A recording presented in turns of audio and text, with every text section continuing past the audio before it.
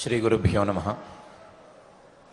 పరమాత్మ మానవ జన్మను ఎత్తినటువంటి మానవులు ఎవరైనా సరే ఇంతకు మించి తక్కువ స్థాయి ఫలితాలను అందుకోకుండా, ఇంతకు మించి తక్కువ స్థాయి జన్మలను మళ్ళీ తిరిగి పొందకుండా ఉండటానికి, అలా పొందితే గనక వచ్చేటువంటి నష్టాలను వివరిస్తున్నాడు.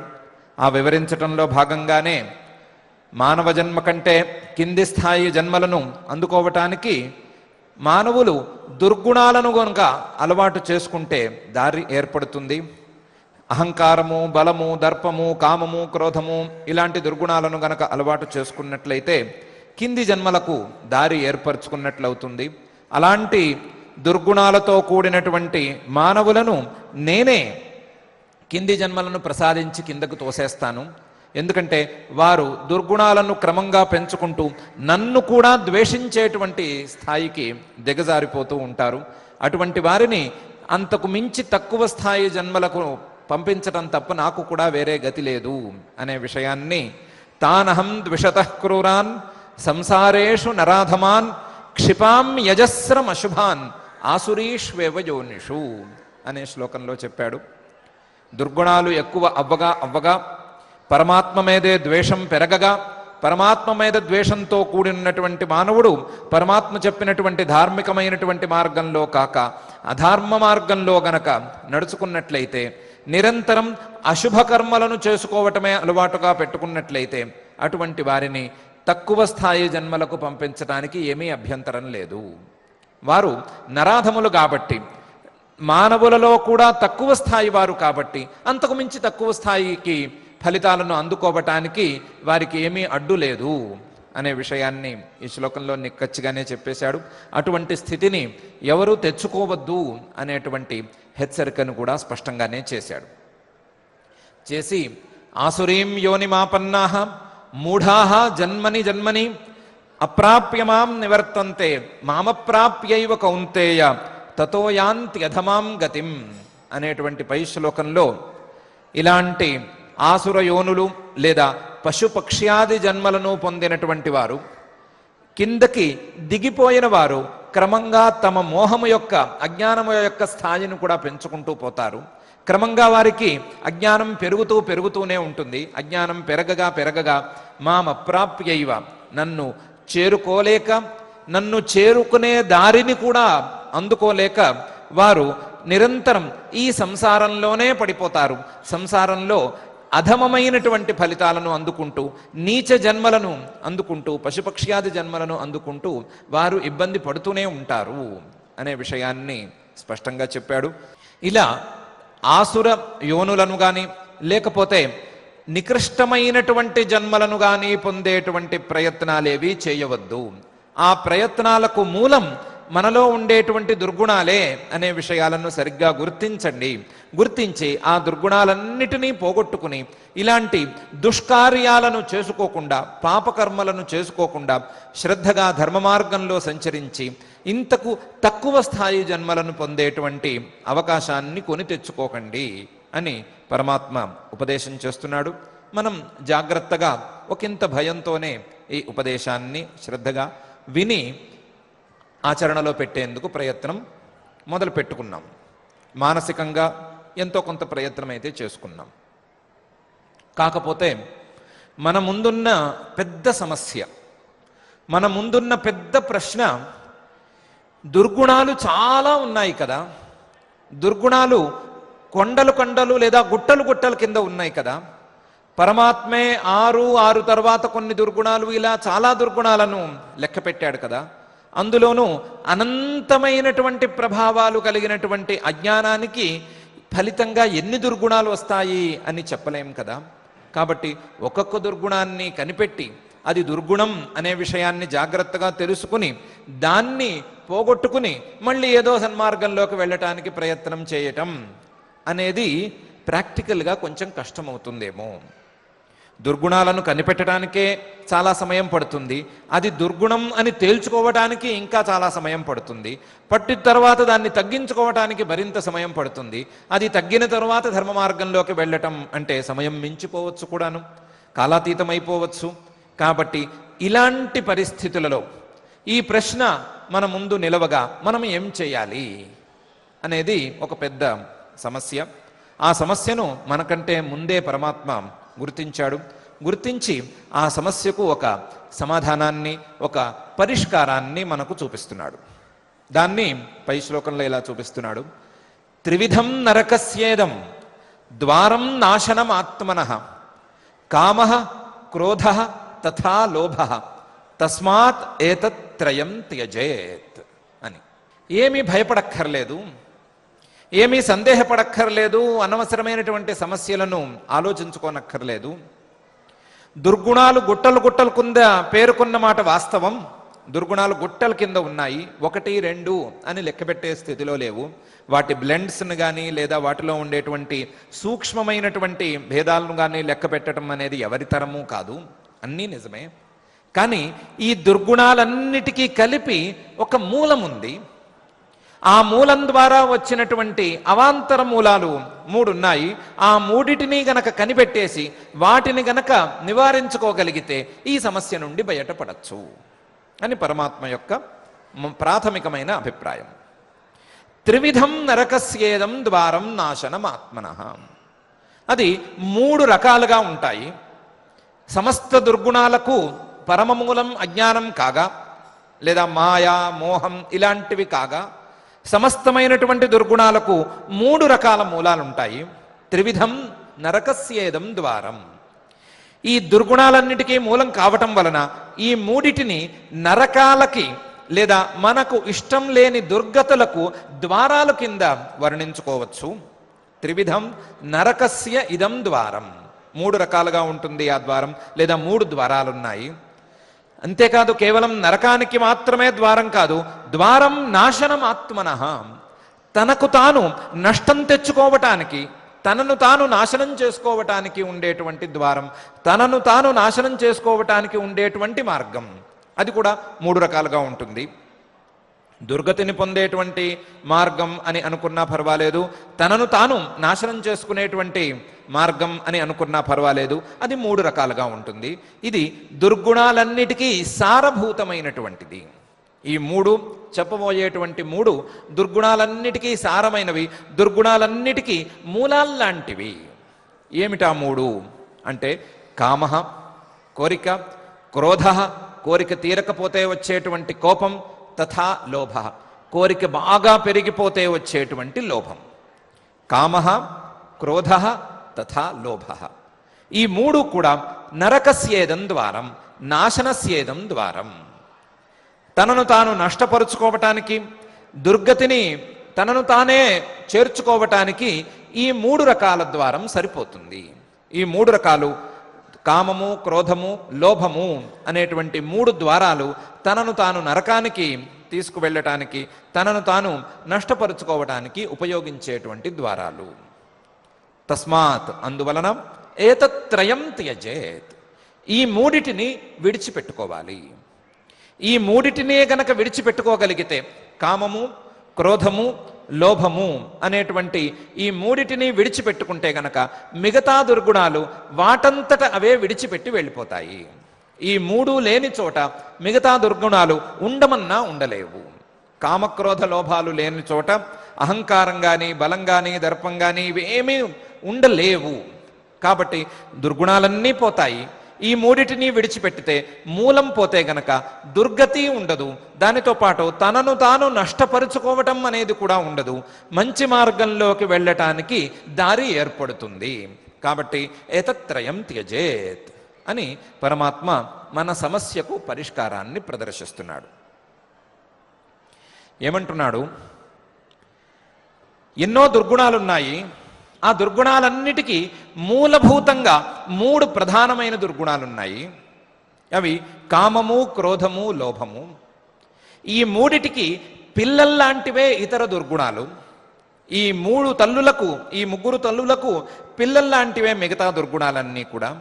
ఈ తల్లి, ఈ పిల్లలు ఇవన్నీ కలిసి, ఈ దుర్గుణాలన్నీ కలిసి మానవుణ్ణి దుర్గతికి దగ్గరగా చేరుస్తున్నాయి. మానవుణ్ణి అంతకు మించి తక్కువ స్థాయి జన్మలను పొందేట్లుగా ప్రేరేపిస్తున్నాయి, లేదా పశుపక్ష్యాది జన్మలలోకి పంపిస్తున్నాయి, లేదా పడరాని పాట్లు పడటానికి సిద్ధం చేస్తున్నాయి. దీనితో పాటుగా మానవ జన్మను ఎత్తినందుకు ఫలితంగా తనను తాను తెలుసుకోవలసి ఉండగా, తన యొక్క స్వరూపాన్ని, తనలో దాగి ఉండేటువంటి పరమాత్మ యొక్క తత్వాన్ని తెలుసుకోవలసి ఉండగా, ఆ తెలుసుకోవటానికి, ఆ జ్ఞానానికి చాలా దూరం చేసేస్తున్నాయి. అసలు దగ్గరకు కూడా రానివ్వటం లేదు. ఆత్మస్వరూపం అన్నా పడటం లేదు, పరమాత్మతత్వం అంటే ఒళ్ళంతా మండిపోతోంది అనే స్థాయికి తీసుకొచ్చేస్తున్నాయి. తీసుకురావటం వలన చాలా నష్టాన్ని కలుగజేస్తున్నాయి. అది ఎంత నష్టం అంటే సుమారుగా నాశనానికి, వినాశనానికి దగ్గరగా తీసుకువెళ్తున్నాయి. తనను తాను తెలుసుకోలేకపోవటం, పరమాత్మతత్వాన్ని తెలుసుకోలేకపోవటం, అందులోనూ మానవ జన్మను ఎత్తిన తరువాత తెలుసుకోలేకపోవటం, మానవ జన్మలో బుద్ధిని కలిగి ఉన్న తర్వాత పరమాత్మతత్వాన్ని లేదా తన యొక్క స్వరూపాన్ని తెలుసుకోలేకపోవటం అనేది నాశనానికి దగ్గర అవుతున్నట్లే. ఇలా వినాశనానికి దగ్గరగా తీసుకువెళుతున్నాయి, దుర్గతిని దగ్గరగా తీసుకువెళ్ళి తీరుతున్నాయి, లేదా దుర్గతికి తలుపులు తెరిచి పెడుతూ ఉన్నాయి. తెరిచిపెడుతూ ఇవన్నీ మానవుడికి తీరని నష్టాన్ని కలుగజేస్తున్నాయి. అందువలన త్రివిధం నరకస్యేదం ద్వారం నాశనం ఆత్మనః. నరకస్యేదం ద్వారం ఆత్మనః నాశస్య ఇదం ద్వారం. నాశనం, పూర్తిగా ఆత్మ వినాశానికి ఇవి దారితీస్తున్నాయి. మానవ జన్మను ఎత్తినందుకు సార్థకత లేకుండా చేసేస్తున్నాయి. దుర్గుణాలు, అందులో తల్లులు, ముగ్గురు తల్లులు, పిల్లలు కలిసి ఈ కార్యక్రమాలు చేస్తున్నాయి. ఇందులో పిల్లల్ని వెతికి పట్టుకోవటం చాలా కష్టంగా ఉంది అని అనుకుంటే తల్లుల్ని పట్టుకోవటం సులభం. అవి కామః, క్రోధః తథా లోభః. కామః సాధారణంగా కనిపించేటువంటి కోరిక, ఆ కోరిక తీరకపోతే వచ్చేటువంటి క్రోధః కోపము, ఈ క్రోధః ఉన్నా లేకపోయినా, ఈ కామం తీరినా తీరకపోయినా ఈ కామం పెరుగుతూ ఉండగా వచ్చేటువంటి లోభం, కామానికి పరిణామంగా వచ్చేటువంటి లోభం. ఈ మూడు దుర్గుణాలు కలిసి మానవుణ్ణి ఇంత దుర్గతికి దగ్గరగా తీసుకొస్తున్నాయి. మానవుడికి తీరని నష్టాన్ని కలుగజేస్తున్నాయి. తస్మాత్ ఏతత్రయం త్యజేత్. అందువలన ఒకవేళ నరకమే రాకూడదు అని అనుకుంటే, నష్టపోకూడదు అనుకుంటే ఏతత్రయం త్యజేత్. ఒకవేళ గనక ఇంతకు మించి దుర్గతి మనకు వద్దు, మానవ జన్మ కంటే హీనమైన జన్మ మరొకటి వద్దు, మానవ జన్మ కంటే హీనమైనటువంటి పశుపక్ష్యాది జన్మలు మనకు వద్దు అని అనుకుంటే, ఆ మానవ జన్మలో చేయవలసినటువంటి ప్రయోజనాన్ని, తెచ్చుకోవలసినటువంటి ప్రయోజనాన్ని అందుకోలేని నష్టాన్ని మనం కలిగించుకోవద్దు, అటువంటి నష్టాన్ని మనం పొందవద్దు అని అనుకుంటే ఏతత్రయం త్యజేత్, ఈ మూడిటిని విడిచిపెట్టాలి అని పరమాత్మ స్పష్టంగా అభిప్రాయపడుతున్నాడు. ఆ అభిప్రాయాన్ని చాలా చక్కగానే వ్యక్తీకరించాడు. అయితే మనకు తేలవలసినటువంటి అంశాలైతే చాలానే ఉన్నాయి. ఒకటి, ఈ మూడిటిని తల్లులు అని ఎలా నిర్ణయించాడు పరమాత్మ అయినా సరే. కామః, క్రోధః, లోభః దుర్గుణాలే ఒప్పేసుకున్నా సరే ఇవి దుర్గుణాలన్నిటికీ తల్లుల్లాంటివి అనే విషయాన్ని ఎలా నిర్ణయించాడు పరమాత్మ అనేది మన ముందున్నటువంటి పెద్ద ప్రశ్న. ఎలా నిర్ణయిస్తాడు, దేని ద్వారా దీన్ని నిర్ణయించాడు అని ఒక ప్రశ్న. రెండవది, ఏతత్రయం త్యజేత్ అంటే ఎలా త్యజేత్? త్యజేత్ అంటే ఏంటి? వదిలిపెట్టేయటం అంటే ఏంటి? చేతిలో పండు పట్టుకున్న దాన్ని కిందకు వదిలేసినట్టు వదిలేయటమా? ఆ వదిలేయటం అంటే ఏమిటి అనేది రెండవ ప్రశ్న. మొదటి ప్రశ్నను గనక జాగ్రత్తగా మనమే ఆలోచించి అర్థం చేసుకోగలిగితే, పరమాత్మ యొక్క ఇంతటి ఉపదేశాన్ని గనక జాగ్రత్తగా అర్థం చేసుకోగలిగితే మొదటి ప్రశ్నకి లేదా మొదటి సమస్యకి సులభమైనటువంటి సమాధానమే దొరుకుతుంది. పరమాత్మ ఈ అధ్యాయాన్ని రెండుగా విభజించాడు. దైవాసుర సంపద్విభాగ యోగం అని పేరులోనే ఉంది. దైవీ సంపదలు, ఆసురీ సంపదలు అని విభాగం చేశాడు. దైవీ సంపదలు అంటే సాత్వికమైనటువంటి భావాలు అనే అర్థాన్ని పరమాత్మ వ్యక్తం చేయనే చేశాడు. ఆసుర సంపదలు అంటే రాజసమైనటువంటి, తామసమైనటువంటి భావాలు అనే అభిప్రాయాన్ని పరమాత్మ ప్రారంభంలోనే చెప్పాడు.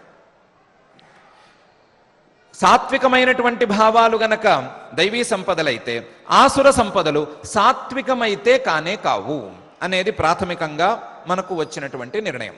అవి రాజసమైతే అవ్వాలి, తామసమైతే అవ్వాలి. రాజసమైనటువంటి భావాలకి ఒక వరస ఉంది. ఈ రాజసమైనటువంటి భావాలు కలగాలి అంటే, రాజసమైనటువంటి భావాల్లో మొదటిది కామం లేదా కోరిక అని అనుకున్నామంటే, దీనికి సాత్వికమైనటువంటి జ్ఞానం యొక్క సపోర్ట్ ఉండాలి. సాత్వికమైనటువంటి జ్ఞానం సపోర్ట్ చేస్తే, ఏ వస్తువు మీదైనా సరే జ్ఞానం అనేది ప్రసరిస్తే, జ్ఞానం ఎంతో కొంత ఆ వస్తువు మీద కలిగితే అప్పుడు ఆ వస్తువు మీద కోరిక కలుగుతుంది. అంటే సాత్వికమైనటువంటి ప్రభావం ఉండేటువంటి గుణం కామం, అది రాజసమైనటువంటి గుణం. ఈ రాజసమైనటువంటి గుణం, కామం అనేటువంటి గుణం కొంచెం వికటించగా లేదా తీరలేదు అనేటువంటి స్థితి రాగా అది క్రోధంగా పరిణమిస్తోంది. క్రోధంగా పరిణమించినప్పుడు దాంట్లో ఈ సాత్వికమైనటువంటి భావం, జ్ఞానం కానీ వివేకం కానీ ఏమీ పని చేయటం లేదు. ఆ క్రోధం వచ్చినప్పుడు వివేకం అనే దానికి అర్థమే లేకుండా పోతోంది. ఆ వివేకం అనేది ఉందా లేదా తెలియకుండా ఉంది. అంటే ఈ రాజసమైనటువంటి భావం కొంచెం మార్పు చెందగా, కొంచెం మార్పును సంతరించుకోగా అది సాత్వికతను లేదా సాత్విక భావం యొక్క సపోర్టును పూర్తిగా కోల్పోతుంది. సాత్వికమైనటువంటి భావం యొక్క ఛాయ, నీడ కూడా ఇందులో కలగటం లేదు. ఇదే గనక ఒకసారి లోభంగా మారిపోతే దీని మీద సాత్వికం యొక్క ప్రభావం ఏమీ లేదు, సాత్వికమైనటువంటి గుణం యొక్క ప్రభావం ఏమీ లేదు. పైగా ఈ లోభమే గనక ప్రారంభమైపోతే ఇక్కడి నుంచి దిగజారిపోవటం అనేది జరిగిపోతుంది. ఇక్కడి నుంచి రాజసమైనటువంటి లోభం నుండి తామసమైనటువంటి గుణానికి దిగజారిపోవటం అనేది జరుగుతుంది. క్రోధం వచ్చినప్పుడు ఈ ప్రమాదం బాగానే ఉంది, కానీ లోభంలో కొంచెం ఎక్కువ ఉంది. లేదా కోపము లోభము రెండూ సమానం అనుకున్నా పెద్ద ఇబ్బంది ఏమీ లేదు. కోపం వచ్చినప్పుడు చేయరాని పనులు చేయటం అనేది సహజంగా జరిగిపోయేదే. లోభం వచ్చినప్పుడు కూడా పక్కవారి సొమ్మును ఎలాగోలాగా లాక్కోవాలి అనేటువంటి లోభం వచ్చినప్పుడు కూడా చేయరాని పనులు చేయడానికి మానవుడు వెనకాడడు. అంటే మానవుడి యొక్క ప్రవృత్తి రాజస ప్రవృత్తి నుండి తామస ప్రవృత్తికి దిగజారిపోతోంది. ఎప్పుడైతే తామస ప్రవృత్తికి దిగజారిపోయిందో అప్పుడు మోహపూర్వకమైనటువంటి ప్రవృత్తి, మోహంతో అజ్ఞానంతో నడుచుకోవటం అనేటువంటిది మానవుడికి అలవాటైపోతుంది. అజ్ఞానంతో నడుచుకోవటం అనేది అలవాటైన మరుక్షణం ఆ అజ్ఞానానికి, ఆ ప్రవృత్తికి ఫలితం కూడా దాని రకంగానే ఉండాలి, దానిలాగానే ఉండాలి అనేటువంటి నియమం వచ్చేస్తుంది. ఏ ప్రవృత్తికి దానికి సమానమైనటువంటి ఫలితం ఉండాలి. ప్రవృత్తి ఏ రకంగా ఉంటే, నడవడిక ఏ రకంగా ఉంటే, నడత ఏ రకంగా ఉంటే దానికి ఫలితం ఆ రకంగా ఉండాలి. సాత్వికమైనటువంటి నడత కనుక ఉన్నట్లయితే ఫలితం సాత్వికంగా ఉంటుంది. రాజసమైనటువంటి నడత ఉంటే ఫలితం కూడా రాజసంగా ఉంటుంది. తామసమైనటువంటి నడత ఉంటే, మోహపూర్వకమైనటువంటి వ్యవహారం ఉంటే, మోహపూర్వకమైనటువంటి ఆచరణం ఉంటే దానికి ఫలితం కూడా మోహపూర్వకంగానే ఉంటుంది, మోహమయంగానే ఉంటుంది. ఈ రాజస భావాల యొక్క మార్పు గనక తామస భావాల వైపు గనక నడిస్తే, తామసం వైపు నడిస్తే, నడవటం అనేది వాటి యొక్క సహజ ప్రక్రియ, తామసం వైపు దిగజారిపోవటం అనేది వాటి యొక్క సహజ ప్రక్రియ. ఆ సహజ ప్రక్రియను గనక కొనసాగిస్తే, తామసంలోకి కూరుకుపోతే ఫలితం కూడా చాలా ఘోరంగా ఉంటుంది. కాబట్టి ఈ మూడిటిని సరిగ్గా గుర్తించగలిగి, కామాన్ని, క్రోధాన్ని, అలాగే లోభాన్ని మూడిటిని సరిగ్గా గుర్తించగలిగి, ఈ మూడిటిని గనక అడ్డుకోగలిగితే, ఈ మూడిటినే గనక వదిలేయగలిగితే, ఏతత్రయం త్యజేత్ అన్నాడు కాబట్టి ఈ మూడిటిని గనక వదిలేయగలిగితే ఇక్కడి నుంచి దిగజారటం అనేది ఉండనే ఉండదు. రాజస ప్రవృత్తుల యొక్క ప్రభావం తగ్గినట్లయింది. అప్పుడు సాత్వికమైన దైవీ సంపత్తులు ఎంతో కొంత అమరుతాయి. అమరితే దాని ప్రకారం ఫలితం దక్కుతుంది అని పరమాత్మ అభిప్రాయపడుతున్నాడు. అయితే సమాధానం వచ్చి రానట్టుగా ఉంది, తెలిసి తెలియనట్లుగా ఉంది. ఈ రాజస ప్రవృత్తులు ఏమిటి, తామస ప్రవృత్తులు ఏమిటి, ఇవేమిటి అవేమిటి అని ఇటు అటుగా ఉంది. వదిలేయటం అంటే ఏమిటి అనే రెండో ప్రశ్న తేలలేదు. ఇలాంటి సమస్యలు ఇంకా కూడా కొద్దిగా ఉన్నాయి. దాన్ని మరొకసారి ఆలోచించుకుందాం. వదిలేయటం అంటే ఏమిటి? వీటిని అంటే ఒక కామం కానీ లేదా క్రోధం కానీ లోభం కానీ కలిగినప్పుడు వాటి యొక్క ప్రభావాన్ని నివారించుకోవటం, అవి పని చేయకుండా ఆపుకోవటం. కామమే కోరికే గనక పుట్టుకొస్తే ఈ కోరిక సబబేనా, ఈ కోరిక సరి అయిన ఫలితాన్ని ఇస్తుందా అని ఆలోచించుకుని, ఆ ఆలోచన గనక సవ్యంగా సాగితే ముందుకు వెళ్ళటం, సవ్యంగా సాగకపోతే ఆపేసుకోవటం. అలాగే కోపం వచ్చినప్పుడు కూడా కాస్త తమాయించుకుని ఆలోచించుకుని ఎదురుకుండా ఉన్నది ఎవరు, వారి మీద మనం కోపం చూపించవచ్చా, వారు పెద్దవారా, లేదా మన కోపాన్ని తట్టుకోలేని స్థాయిలో ఉన్నవారా, ఇలాంటి విషయాలన్నీ ఆలోచించుకుని వివేకంతో ఆ కోపాన్ని కాస్త ప్రభావం చూపించకుండా అడ్డుకోగలిగితే, లోభం వచ్చినప్పుడల్లా పరుల సొమ్ము పాము వంటిది, పరుల సొమ్ము మనకెందుకు అనేటువంటి భావాన్ని బలంగా అదిమి తెచ్చుకోగలిగితే, ఆ భావం పనిచేసేటట్లు చూసుకోగలిగితే ఈ మూడిటిని విడిచిపెట్టుకున్నట్లవుతుంది. కామః క్రోధః తథా లోభః తస్మాత్ ఏతత్రయం త్యజేత్ అనేది కొంతవరకు చేసినట్లవుతుంది. ఇది వచ్చిన వాటి పరిస్థితి. ఒకవేళ కోరికే కలిగిపోతే, కోపమే గనక వచ్చేస్తే, అలాగే లోభం కూడా మనకు తెలియకుండా ప్రవేశిస్తే మనం చేయవలసిన పని ఇది. ఇక మీద రక్షణగా ఇలాంటి కోరిక కలగకుండా, ఇలాంటి కోపం రానే రాకుండా, అలాగే ఇలాంటి లోభం కలుగకుండా జాగ్రత్తలు చేసుకోవటం, వివేకపూర్వకంగా వీటికి జాగ్రత్తలు అరికట్టే మార్గాలను చూసుకోవటం అనేది రెండవ త్యాగం. ఒక త్యాగం కలిగిన వాటిని ప్రభావం చూపించకుండా ఆపుకోవటం, మరొకటి అసలు కలుగకుండా చూసుకోవటం అనేది గనక రెండిటినీ జాగ్రత్తగా చూసుకోగలిగితే, రెండిటినీ సాధించగలిగితే ఏతత్రయం త్యజేత్ అనే విషయం జరిగిపోతుంది. ఏతత్రయం త్యజేత్ అనేదే గనక జరిగిపోతే కామము లేదు, కోపము లేదు, అలాగే లోభం లేనే లేదు అని గనక అనుకుంటే, ఒక కోరిక తీరింది అనేటువంటి అహంకారం కానీ, లేదా కోరిక తీర్చుకునేటువంటి బలం నాలో ఉంది అనేటువంటి దర్పం కానీ, లేదా వాటికి చుట్టుపక్కల ఉండేటువంటి దుర్భావాలు, దుర్గుణాలు కానీ ఏమాత్రం ప్రభావం చూపించలేవు. వాటికి అసలు అవసరం అనేదే ఉండదు, వాటికి ప్రసక్తి అనేదే ఉండదు.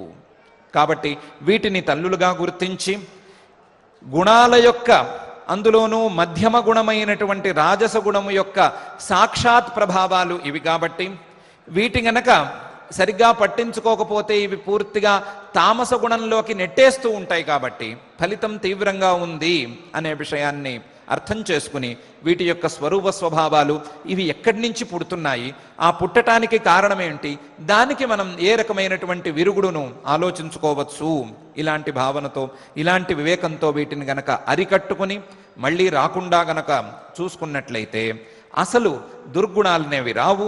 దుర్గుణాలను తెచ్చుకోకపోవటం వలన, లేదా దుర్గుణాలు లేకపోవటం వలన దుర్గతి అనేది పట్టదు అని పరమాత్మ యొక్క స్థిరమైన అభిప్రాయం. ఆ అభిప్రాయంతోనే త్రివిధం నరకస్యేదం ద్వారం నాశనమాత్మనః కామః క్రోధః తథా లోభః తస్మాత్ ఏతత్రయం త్యజేత్ అని అంటున్నాడు. ఈ శ్లోకాన్ని లేదా ఈ భావాన్ని పరమాత్మ ఛాందోగ్యోపనిషత్తు నుంచి తీసుకువచ్చాడు. ఛాందోగ్యోపనిషత్తులో ఒక సందర్భంలో మొత్తం 3 రకాల జీవులు ఉన్నారు. 3 రకాలు ప్రజాపతి గారి యొక్క పిల్లలున్నారు. ఆ 3 రకాల పిల్లలకు ప్రజాపతి గారు ఒక ఉపదేశం చేయదలుచుకుని ముగ్గురిని పిలిపించారు. త్రయాః ప్రజాపత్యాః, 3 రకాల వాళ్ళు ఉన్నారు, ముగ్గురిని పిలిపించారు, విడివిడిగా పిలిపించారు. పిలిపించి అందులో దేవతలను ముందు పిలిచి, మీకు ఒక ఉపదేశం చేద్దాము అని పిలిచాను, మీరు ఉపదేశాన్ని వినాలి అని చెప్పారు. అయ్యా తప్పకుండా చేయండి అని వీళ్ళు ప్రార్థించారు. ఆయన ఉపదేశం చేయవలసి ఉండగా దా అని ఊరుకున్నారు. దా అని ఊరుకుని, మీకేమైనా అర్థమైందా అని అడిగారు. అడిగితే అర్థమైందండి అన్నారు దేవతలు. ఏమర్థమైంది అంటే, మీరు మమ్మల్ని దామ్యత అని అంటున్నారు. మేము దేవతలము కాబట్టి మాకు ఏదో సిద్ధులు లేదా ఏవో శక్తులు చాలానే ఉన్నాయి అనేటువంటి భావన ఉంది. వాటితో ఏవేవో సాధించుకోవాలి అనేటువంటి తపన మాలో ఉంది. అటువంటి తపన పడవద్దు, అనవసరంగా కొత్త వస్తువులను కోరుకోవద్దు, దామ్యత, ఇంద్రియాలను గెలవండి. ఇంద్రియ జయాన్ని సాధించండి అని మీరు మాకు ఉపదేశం చేస్తున్నారు అని దేవతలు అన్నారు. ప్రజాపతి గారు భేష్ అన్నారు, సరిగ్గానే అర్థం చేసుకున్నారు, వెళ్ళండి అన్నారు. మనుష్యుల్ని పిలిపించారు, వీళ్ళకు కూడా దా అనే ఉపదేశం చేశారు. అర్థమైందా అని అడిగారు వీళ్ళను కూడాను. వీళ్ళు కూడా అర్థమైందండి అన్నారు. ఏం చెప్పాను నేను అని అడిగారు ప్రజాపతి గారు. దత్త అని చెప్పారండి మీరు. ఎందుకంటే మానవులకు లోభం ఎక్కువ, మానవులకు తమ వస్తువులను ఎవరికీ ఇవ్వరాదు అనేటువంటి భావన ఎక్కువ, తమ వస్తువులను దాచుకోవాలి అనేటువంటి అభిప్రాయం ఎక్కువ. అందువలన మీరు మమ్మల్ని దానం చేయవలసిందిగా ప్రోత్సహిస్తున్నారు, అనవసరంగా అర్థ సంచయాన్ని చేయొద్దు అని మీరు మమ్మల్ని నివారిస్తున్నారు అని చెప్పారు. దాన్ని కూడా ప్రజాపతి గారు భేషను ఒప్పుకున్నారు. అదంతేనన్నారు. మీరు వెళ్ళరండి అన్నారు. ఈసారి అసురులను పిలిచారు. వారిని పిలిచి వాళ్లకు కూడా దా అని ఉపదేశం చేశారు. చేస్తే వాళ్ళను కూడా అడిగారు, ఏమర్థమైంది మీకు అని. వారన్నారు, మాకు కొంచెం కఠోరత్వం ఎక్కువ, క్రూరత్వం ఎక్కువ, అందువలన అందరినీ హింసించేటువంటి స్వభావం మాలో ఉంది. ఆ హింసించే స్వభావాన్ని పోగొట్టుకుని దయ అనే సద్గుణాన్ని సాధించుకోవలసిందిగా మీరు మాకు ఉపదేశం చేస్తున్నారు, దయధ్వం అని మీరంటున్నారు అన్నారు రాక్షసులు. దాన్ని ప్రజాపతి గారు సరే భేష్ బాగానే ఉంది, సరిగ్గానే అర్థం చేసుకున్నారు, వెళ్ళిరండి అని చెప్పారు. చెప్పి ఈ ఉపదేశాన్ని నేను అప్పుడప్పుడు మళ్ళీ చేస్తూనే ఉంటాను, అప్పుడప్పుడు జాగ్రత్తగా చేస్తాను, చేసినప్పుడల్లా విని అర్థం చేసుకోండి, చేసినప్పుడల్లా విని మళ్ళీ గుర్తుకు తెచ్చుకోండి అని ఒక సలహా ఇచ్చారు. ఎలా ఉపదేశం చేస్తారండి అంటే, మేఘాలు బాగా వర్షాకాలంలో వచ్చినప్పుడు అవి ఒకదానికొకటి ఉరుసుకున్నప్పుడు ఉరుము శబ్దం వస్తుంది కదా, ఆ ఉరుము శబ్దాన్ని జాగ్రత్తగా వినండి. అది దా దా దా అని ఉంటుంది. 3 దాలు వినిపిస్తూ ఉంటాయి. జాగ్రత్తగా విభజించుకుని గనక చూసుకోగలిగితే 3 దాలు వినిపిస్తాయి. ఆ 3 దాలు నేను చెప్పినటువంటి ఉపదేశాలు అనే విషయాన్ని అర్థం చేసుకోండి, అర్థం చేసుకుని జాగ్రత్తగా వ్యవహరించుకోండి అని చెప్పారు. ఆ భావాన్ని పరమాత్మ ఇక్కడికి తీసుకొచ్చి పెట్టాడు. ఇక్కడికి తీసుకొచ్చి పెట్టి దామ్యత దత్త దయధ్వం. దామ్యత ఇంద్రియ జయాన్ని సాధించుకోండి అంటే అనవసరమైనటువంటి కోరికల జోలికి పోవద్దు అని ఒక అంశాన్ని చెప్పాడు. కామహ అనేది దాన్ని నివారించుకోవలసిన దానిగా చెప్పాడు. అలాగే దయధ్వం అనేటువంటి అంశాన్ని క్రోధ నరకద్వారం కాబట్టి అలాంటి క్రోధాన్ని పోగొట్టుకోవలసిందిగా చెప్పాడు. అలాగే లోభకి విరుగుడుగా ప్రజాపతి గారు చెప్పినటువంటి దత్త అనే అంశాన్ని ఇక్కడ పొందుపరిచాడు. ఏతత్రయం త్యజేత్ అనేటువంటి పదం ద్వారా.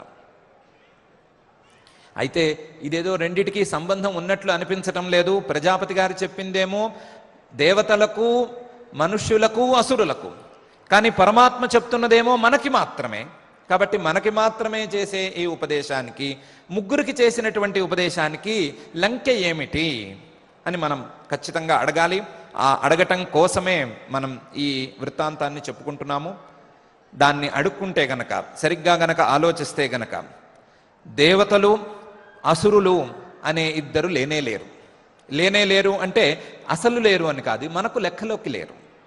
దేవతలకు కానీ అసురులకు కానీ చేసేటువంటి ఉపదేశాలు మానవులు వినవలసిన అవసరం లేదు. దేవతలకు చేసే ఉపదేశాలను దేవతలు వినాలి, అసురులకు చేసేటువంటి ఉపదేశాలు రాక్షసులు వినాలి. కానీ మానవులకు చేసే ఉపదేశాలు మాత్రమే వినాలి. మానవులకు చేసే ఉపదేశాలను మాత్రమే వినిపించేటువంటి ఉపనిషత్తులు కానీ, పరమాత్మ కానీ దేవతలను అసురులను ఎందుకు తీసుకొస్తారు? కాబట్టి వాళ్ళకు వేరే అభిప్రాయం ఉంది. దేవతలు అంటే ఎవరైతే సాత్వికమైనటువంటి భావంతో ఉన్నప్పటికీ సాత్విక భావం నుండి రాజస భావమైనటువంటి కామానికి గురి కావటానికి సిద్ధంగా ఉన్నారో అటువంటి వారు దేవతలు. ఆ దేవతలను కామం జోలికి పోవద్దు, దామ్యత అని వాక్యం ఉపదేశం చేస్తోంది. సాత్వికమైన భావం నుండి రాజసమైనటువంటి భావానికి దిగజారబోతున్నటువంటి మానవులను దృష్టిలో ఉంచుకుని, ఇక్కడ మానవులే దేవతలు, సాత్వికమైనటువంటి భావాలు ఉండేటువంటి మానవులే దేవతలు. ఆ దేవతలే గనక సాత్వికమైన భావం నుండి దిగజారిపోయేటువంటి ప్రమాదంలో ఉంటే అటువంటి వారిని దామ్యత అని వాక్యం ఉపదేశం చేస్తోంది. పరమాత్మ కామం త్యజేత్ అని ఉపదేశం చేస్తున్నాడు. రాజసమైనటువంటి భావాన్ని పెంచుకుండేటువంటి మానవులు, రాజసమైనటువంటి భావమే గొప్ప అనుకునేటువంటి మానవులు వారిని దృష్టిలో ఉంచుకుని దత్త అనేటువంటి భావాన్ని ఉపనిషత్తు ఉపదేశం చేస్తోంది. దాన్ని పరమాత్మ లోభం త్యజేత్ అనే వాక్యం ద్వారా ఉపదేశం చేస్తున్నాడు. రాజసమైనటువంటి ప్రవృత్తి నుండి తామసమైన ప్రవృత్తికి దిగజారిపోయేటువంటి మానవులను, రాక్షస ప్రవృత్తి కలగబోతున్నా లేదా కలుగుతున్నటువంటి మానవులను దయధ్వం అని వాక్యం ఉపదేశం చేస్తోంది. పరమాత్మ క్రోధం త్యజేత్ అని ఉపదేశం చేస్తున్నాడు. మూడు రకాల గుణాల ప్రభావాలు కలిగినటువంటి మానవులకు చేసే ఉపదేశాలే ఈ రెండు వాక్యాల యొక్క ఉపదేశాలు. ఈ రెండు వాక్యాలు ఈ రకాలైనటువంటి మానవోపదేశమే చేస్తున్నాయి అనే అంశాన్ని పరమాత్మ చాలా స్పష్టంగానే చెప్పాడు. త్రివిధం నరకస్యేదం ద్వారం నాశనమాత్మనః కామః క్రోధః తథా లోభః తస్మాత్ ఏతత్రయం త్యజేత్ అని. మనకైతే నరకానికి పోవాలి అని ఏమాత్రం ఇంట్రెస్ట్ లేదు. నరకానికి వెళ్ళాలి అనేటువంటి ఆశ కానీ ఉత్సాహం కానీ మనలో ఎవ్వరికీ లేదు. కష్టపడదామని లేనే లేదు. నష్టపోదామని అసలే లేదు. కష్టానికి నష్టానికి ముందుగా లేదా కష్టానికి నష్టానికి మూల మార్గంగా కామ క్రోధ లోభాలను పరమాత్మ చెప్తున్నాడు. కాబట్టి ఈ కామక్రోధ లోభాలు అనేటువంటి మూడు దుర్గుణాలను, ఈ దుర్గుణాలతో పాటు వచ్చేటువంటి ఇతర దుర్గుణాలను పోగొట్టుకోవలసిన అవసరమైతే మన ముందు తప్పకుండా ఉంది. పోగొట్టుకోవలసినటువంటి అత్యవసర పరిస్థితి మన ముందైతే తప్పకుండా ఉంది. ఈ అత్యవసర పరిస్థితిని ప్రాథమికంగా గుర్తించటం అనేది మన ముందున్నటువంటి ప్రధాన కర్తవ్యం. ఆ కర్తవ్యాన్నైతే మనం ప్రాథమికంగా నిర్వర్తిద్దాం. వీటి ద్వారా వచ్చేటువంటి నష్టాలు చాలా తీవ్రంగా ఉంటాయి అనేటువంటి విషయాన్ని మనం ప్రాథమికంగా గుర్తించి వీటిని నివారించుకోవటానికి పరమాత్మ చెప్పినటువంటి మార్గాలు లేదా ఇతర మార్గాలు వీటన్నిటినీ పరిశీలించుకోవాలి అనే అంశాన్ని కూడా మనం నిర్ణయించుకుందాం. ఇవన్నీ నిర్ణయించుకుని వీటిని క్రమంగా కొద్దిగా చాలా తక్కువ స్థాయిలో ఆచరణలో పెట్టుకుంటూ పరమాత్మ చెప్పినటువంటి ఏతత్రయం త్యజేత్ అనేటువంటి త్యాగాన్ని, దోష త్యాగాన్ని, దుర్గుణ త్యాగాన్ని సాధించుకునేటువంటి ప్రయత్నం చేద్దాం. దాని ద్వారా మనం నరకాన్ని, అలాగే దుర్గతిని లేదా ఆత్మద్వేషాన్ని లేదా ఆత్మనాశనాన్ని, ఆత్మ వినాశనాన్ని వీటన్నిటినీ అరికట్టుకోవాలి అని ప్రయత్నం చేసుకుందాం.